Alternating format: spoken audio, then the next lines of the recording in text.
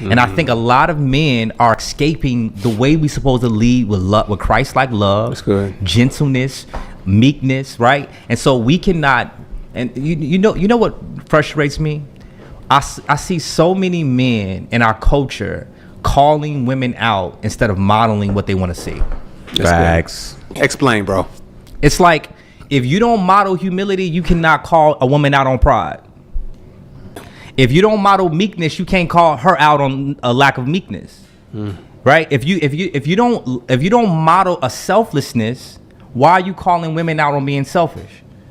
Right? If you don't model being humble with your finances, why are you calling women gold diggers? It's like we want to call out, but we don't want to model, and that's the opposite of how Christ led.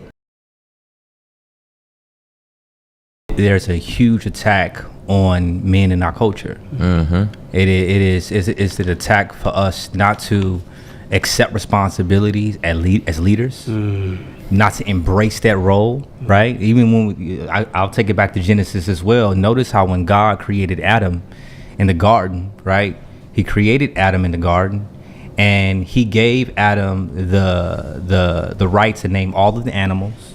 He told him to tend over the garden, which means to work, right? And he told him not to eat from the tree of the knowledge of good and evil, right? And he gave Adam all of those commands before he created Eve. And when he created Eve, God did not repeat these commands to Eve. Why? Because he entrusted Adam to uphold the moral integrity of his family. He looked to Adam to be the leader, not the domineering leader, not the leader that says you have to listen to me every time I say something. No, he created Adam to lead her well, right? And I think a lot of this toxic masculinity stuff that we see in our culture is giving men an excuse to not lead. Giving men an excuse to point the finger at women, giving men an excuse to like be like Adam, right? And I think that's what the enemy wants. And now if the enemy can disrupt our leadership, which he's tried to do from the beginning, he's still trying to do now, right? He can disrupt the family. He can affect how we look at our sisters, and he can affect how our sisters look at us. He wants division. And so this is the reason why you have so many. I saw one woman on the internet talking about destroying the nuclear. Was it this show? That was this show. That was this show? Yes. That's crazy. Seriously, Tim texted me. I text Tim after that episode. I was on my anniversary with my wife. And I was on a pool, by the pool or whatever at night. My wife was sleeping. I said, Tim, I just watched this episode with you and this young lady, and I applauded him for, like handling her with such care and love, because I feel like that's what she needed, right? And in a lot of ways, Tim led her well. And I think a lot of men are escaping the way we supposed to lead with love, with Christ-like love, That's good. gentleness, meekness, right? And so we cannot. And you know what frustrates me? I see so many men in our culture calling women out instead of modeling what they want to see. Facts. Explain, bro. It's like, if you don't model humility, you cannot call a woman out on pride. If you don't model meekness, you can't call her out on a lack of meekness. Right? If you don't model a selflessness, why are you calling women out on being selfish? Right? If you don't model being humble with your finances, why are you calling women gold diggers? It's like we want to call out, but we don't want to model, and that's the opposite of how Christ led. Christ did not come and lead us that way. He didn't come and say stop doing this and stop doing that. No, God condescended and became a man to lead his creation and how he wanted them to live. And if men are going to be like Christ, we have to understand that we cannot be like Christ if we don't lead in the same way. Right. We want to lead by attacking women and not modeling what we want to see, and that's just not Christ-like. And that's just really the opposite of how women even learn in the first place. How we all learn. How anybody learns. Yeah. And it's truly, I just really love the way you really broke that down, man.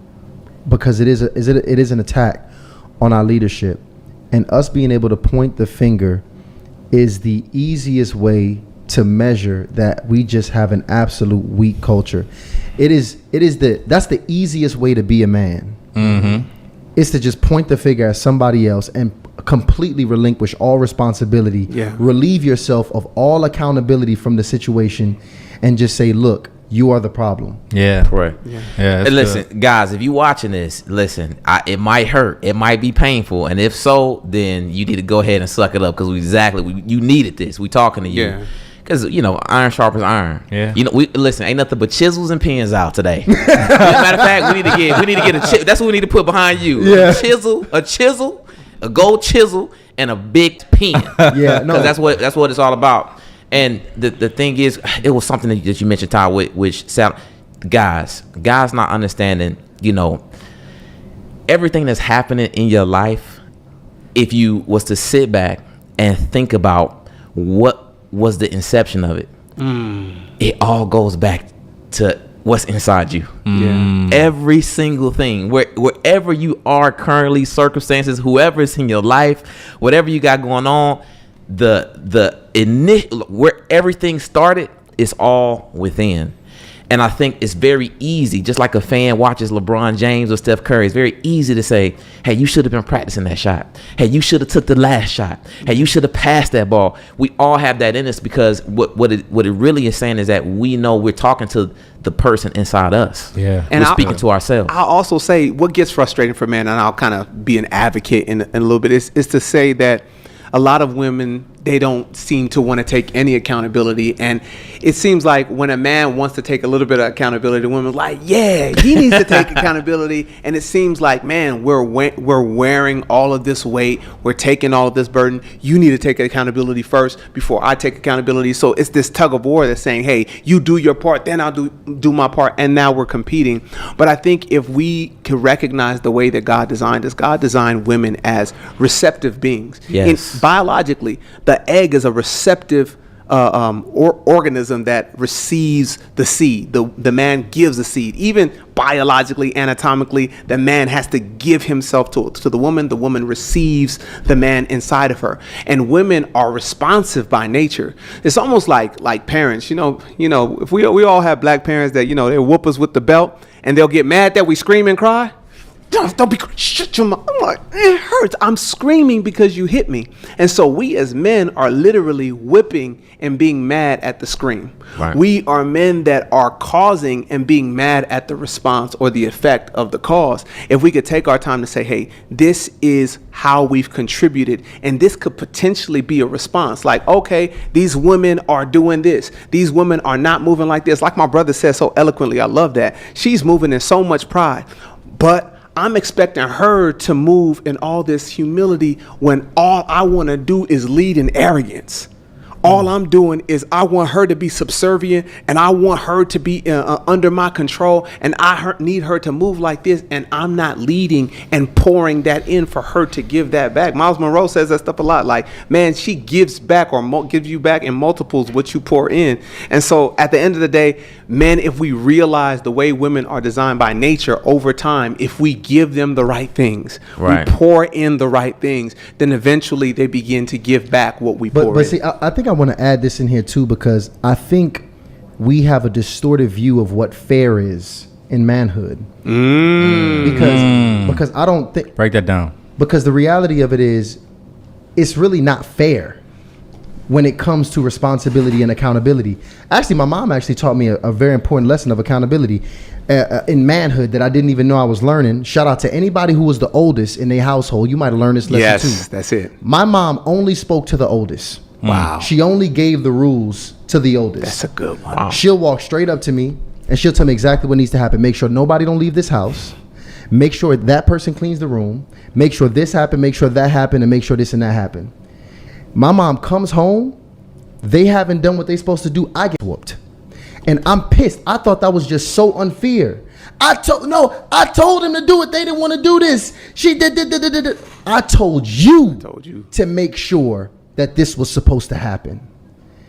And as a kid, I didn't realize that that's a leadership principle. Yeah, it is. Because I was the one that was entrusted with the role, the responsibility, and the instruction from my leader to be able to make sure everything was carried out. And if I was a better leader, Come on.